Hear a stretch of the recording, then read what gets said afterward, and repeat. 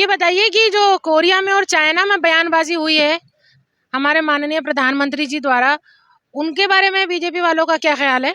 राहुल गांधी जी ने तो ऐसा कुछ भी नहीं कहा। उससे पहले हमारे माननीय प्रधानमंत्री जी ने जो कुछ कहा है, मुझे लगता है कि उस पर थोड़ा ज्यादा ध्यान देना चाहिए। जो वो लोग का ध्यान हट चुका है, मैं उस पर वापस लाना चाहती हूँ कि उन्होंने क्या सेंटेंसेस यूज करे हैं।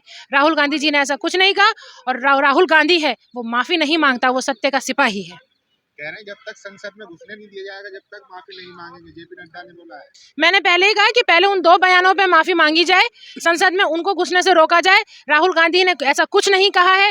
राहुल गांधी सत्य के सिपाही हैं और सत्य के लिए माफी नहीं मांगी जाती। उन्होंने किसी भी तरह से भारत को डिफेम नहीं किया है। उन्होंने भारत का सिर्फ नाम ऊंचा करा है, भारत का सर फख्र से ऊंचा करा है। लेकिन विदेश जाके इस तरीके की बात करना देश के बारे में कहीं ना कहीं सवाल तो खड़ा करता है। विदेश जाके बिल्कुल आप सही कह रहे हैं। जिस तरह की बातें कोरिया और चाइना में करी गई है, वाकई और एक प्रधानमंत्री के मुंह से बहुत सवाल खड़े करता है। उन सवालों के जवाब एज अ रिस्पॉन्सिबल मीडिया आपको बीजेपी वालों से पूछना चाहिए। राहुल गांधी जी ने तो हर चीज बोला है कि देश का इंटरनल मामला है, हम लोग इंटरनली इसको सॉल्व करेंगे, ये हमारा मामला है। उन्होंने तो ऐसा कुछ नहीं कहा। ऐसा एक सेंटेंस उन्होंने यूज नहीं करा जो देश के लिए डिग्रेडिंग हो। संबित पात्रा प्रेस कॉन्फ्रेंस की है, वो कह रहे हैं कि राहुल गांधी मीर जाफर हैं। वो विदेश जाके भारत के लिए कहते हैं कि आप आइए हमें बचाइए। संदीप पात्रा जी के मानसिक लेवल का मैं क्या आपको कहूं, हंसी आती है। सिर्फ उन्होंने अपने माननीय प्रधानमंत्री जी के बयानों को सुना नहीं, या सुन के भूल गए, या सुन के नजरअंदाज कर दिया। मैं समझ नहीं पा रही हूँ उन्होंने वो रिएक्शन उनके ऊपर क्यों नहीं दिया, उन्होंने उनको क्यों नहीं समझाया जाके। राहुल गांधी जी के बयानों को जिस तरह से तोड़ मरोड़ के एडिट करके पेश किया जा रहा है, वो निंदनीय है। और जो लोग ये कर रहे हैं उन्हें राहुल गांधी से माफी मांगना चाहिए। डॉक्टर है संबित पात्रा, इतने बड़े, आप कैसी बात कर रही है कि वो फूल फुजूल बातें कर रहे हैं। डॉक्टर की डिग्री क्या मानसिक दिवालियापन होने की गारंटी है या नहीं है? इसका मैं सोचती हूँ जवाब कि क्या हो सकता है कि वो डॉक्टर है तो क्या वो अक्लमंद है, इसकी गारंटी आप दे सकते हो मुझे? आप वकील हो या डॉक्टर हो, इंजीनियर हो, कोई भी प्रोफेशनल डिग्री अगर आपके पास है तो वक्त के साथ आपकी वो अकल कितनी रह जाएगी, या पॉलिटिकली आप बायस्ड हो, उस बायसनेस का क्या लेवल रह जाएगा? क्या आपकी एजुकेशनल डिग्री वो डिसाइड करती है? क्या बात करते हो आप? एजुकेशनल डिग्री वो बीजेपी के बिल्कुल वो राष्ट्रीय प्रवक्ता हैं, इसीलिए बीजेपी के गीत गा रहे हैं, और उनको गाना भी चाहिए। वो जो बीजेपी के लिए कर रहे हैं वो उनका फर्ज है, उनकी ड्यूटी उन्हें करना भी चाहिए। लेकिन प्लीज मिस्टर पात्रा, आप हमारे रिस्पेक्टेड हैं, झूठ कम बोलिए प्लीज मिस्टर पात्रा। जो माननीय प्रधानमंत्री जी ने कहा है पहले उसको तोलिए फिर आगे बोलिए। प्लीज मिस्टर पात्रा, आप ये देखिए कि राहुल गांधी जी के पूरे बयान को सुनिए, तोड़ मरोड़ के बिट बाय बिट वर्ड को गलत इंटरप्रेट करके ये हरकत मत कीजिए। आप सबको राहुल गांधी जी से माफी मांगनी चाहिए, हिंदुस्तान से माफी मांगनी चाहिए, क्योंकि आपने एक गलत बयानी के ऊपर कि राहुल गांधी जी ने गलत बोला, ये बोला, आप गलत बयानी कर रहे हो राहुल गांधी जी के खिलाफ, और उस गलत बयानी को पकड़ के आप भारत की महापंचायत को कितने दिनों से रोके हुए हो, भारत के डेवलपमेंट को कितने दिनों से रोके हुए हो। माफी आप लोगों को मांगना चाहिए कि आपने डेमोक्रेसी का मुंह बंद कर दिया, आपने माइक म्यूट नहीं करा, आपने पूरी संसद को ही म्यूट कर दिया। माफी तो आपको मांगनी चाहिए। कह रहे राहुल गांधी को जेल जाना पड़ सकता है। उन्होंने जिस तरीके से भारत जोड़ो यात्रा में महिलाओं के बयान को लेकर कहा था कि आज भी उत्पीड़न हो रहा है, पुलिस 2 बार उनको नोटिस दे चुकी है कि बयान दर्ज करवाइए अपना। अगर हम महिलाओं के उत्पीड़न का रिकॉर्ड देखें, मैं खुद एक महिला हूं, मैं मानवाधिकार कार्यकर्ता हूं, मैं भारत यात्री हूं, और मैं एक भारतीय हूं। महिलाओं के उत्पीड़न का अगर ग्राफ देखा जाए तो कितना बड़ा है, आप खुद ये देखिए। किस किस को जेल भेजोगे साहब? जो सच बोलता है उसको जेल भेजोगे? अगर एक महिला आकर किसी को अपने दिल का दर्द बताती है, अपने दिल का दुख बताती है, अपनी प्राइवेसी को रखने की रिक्वेस्ट करती है, तो क्या आप उस इंसान को जेल भेजोगे? अगर वो औरत कुछ कर लेगी तो फिर जेल किसको भेजोगे? बताओ आप राहुल गांधी के ऊपर इस तरह के आक्षेप लगाते हुए आपको शर्म नहीं आती? इस तरह की बातें राहुल गांधी के लिए करते हुए आपको शर्म नहीं आती? वो सत्य का सिपाही हिंदुस्तान को जोड़ने निकला, लोगों ने अपने दिल के दर्द उससे कहे, युवाओं ने भी कहे, बेरोजगारों ने भी कहे, बुजुर्गों ने भी कहे, महिलाओं ने भी कहे। तो अगर कोई महिला अपने दिल का दर्द अपने भाई को, अपने बाप को बताती है, तो क्या ये उसका गुनाह हो गया भाई या बाप का कि उसके दिल का दर्द सुन रहा है वो? क्या ये गुनाह हो गया उसका?